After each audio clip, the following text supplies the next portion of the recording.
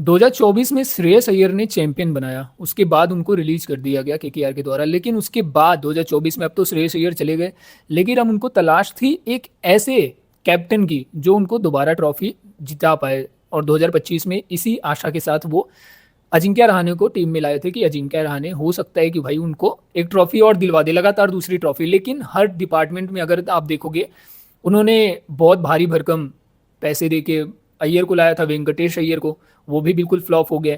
Wicket keeper पे Quinton de Kock बिल्कुल flop हो गए थे, जिसकी जगह उनको गुरबाज को खिलाना पड़ा, जो वो भी लगभग समझ लो फ्लॉप ही रहा। उसके बाद अजिंक्य रहाणे की कैप्टेंसी अगर देख लो, बैटिंग में तो अजिंक्य रहाणे ने फिर भी ठीक किया, लेकिन अगर कैप्टेंसी देखोगे तो अजिंक्य रहाणे का उसमें भी मतलब इतना ज़्यादा अच्छा नहीं था, एक्सपेक्टेशन के हिसाब से नहीं था।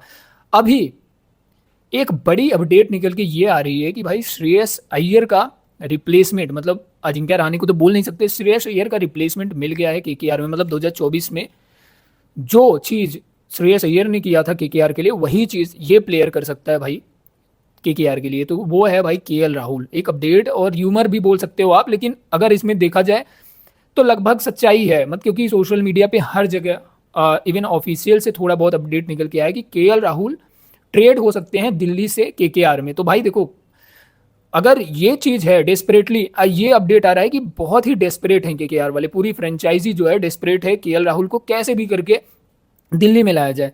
तो अब इसमें सिनेरियो क्या है, क्या दिल्ली जाने देगा? सबसे बड़ा सवाल तो यही है ना, दिल्ली जाने देगा कि नहीं जाने देगा, और जाने भी देगा तो कितने अमाउंट में जाने देगा। तो अमाउंट जो निकल के आ रहा है वो आ रहा है कि 25 करोड़, 25 करोड़ लगभग उसको इधर से उधर करने में लगेगा। और बाकी तुम्हारे वेंकटेश अय्यर जो है भाई, उनके शायद उस समझ में आ रहा है कि वो शायद वेंकटेश अय्यर को लेके, मेरे हिसाब से ये होगा नहीं। वेंकटेश अय्यर को ट्रेड में मेरे हिसाब से नहीं होगा, कुछ और उनको देखना पड़ेगा। मेरे हिसाब से केकेआर को एक दो और प्लेयर रिलीज करने पड़ेंगे, तब जाके उनके पास अमाउंट आएगा, उस हिसाब से ट्रेड पॉसिबल हो सकता है।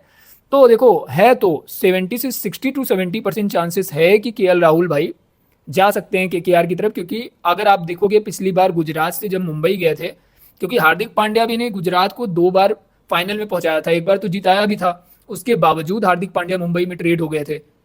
कैमरून ग्रीन इतना बढ़िया परफॉर्मेंस दिया था मुंबई की तरफ से, उसके बावजूद आरसीबी से ट्रेड हो गए थे। तो भाई ट्रेड पॉसिबल है, देखो कुछ भी हो सकता है, ये आईपीएल है, ये आईपीएल है भाई, यहाँ सब कुछ पॉसिबल है। केएल राहुल जा सकता है अगले, क्योंकि उनको कैप्टन की जरूरत है। अगर वो 21-22 करोड़ रुपए भाई यहाँ पर इसके ऊपर फूक सकते हैं वेंकटेश अय्यर के ऊपर, तो यार केएल राहुल तो इतना बड़ा प्लेयर है। और सबसे बड़ा, कैप्टन ही नहीं, KL Rahul as a captain ही नहीं, KL Rahul as a wicket keeper, क्योंकि क्विंटन डिकॉक भी फ्लॉप हो गया, गुरबाज भी फ्लॉप हो गया, तो as a wicket keeper, batsman और टॉप ऑर्डर में खेलता है, ओपनिंग करता है केएल राहुल। बढ़िया हो जाएगा केकेआर के लिए। मतलब पूरा इनका जो इस बार खराब हुआ है ना सब कुछ, वो 2026 वाले आईपीएल में ये बेटर कर सकते हैं केएल राहुल को वापस लाके। तो अब ये है भाई इनके मैनेजमेंट के ऊपर है। शाहरुख खान वो तो ज़्यादा इन्वॉल्व होते नहीं भाई ये सब चीज़ों में, ड्रेसिंग रूम में, वो तो आपको पता ही होगा। शाहरुख खान इन चीज़ों में ज़्यादा नहीं इन्वॉल्व। और बाकी देखते हैं अभिषेक नायर के साथ काफ़ी बढ़िया, क्योंकि अभिषेक नायर तुमको पता ही है भाई कि केकेआर से उनका कितना लगाव है। और जब ये असिस्टेंट कोच थे इंडिया के, तब केएल राहुल और अभिषेक नायर में काफ़ी ज़्यादा बढ़िया रिलेशन था। तो उस हिसाब से कयास लगाया जा रहा है, अंदाज़ा लगाया जा रहा है कि भाई केएल राहुल हो सकता है केकेआर में आ जाए। तो भाई ये बहुत बड़ी अपडेट है। और वीडियो को अगर आपने लाइक नहीं किया तो भाई लाइक कर दो, और चैनल को सब्सक्राइब भी कर दो। Thank you so much.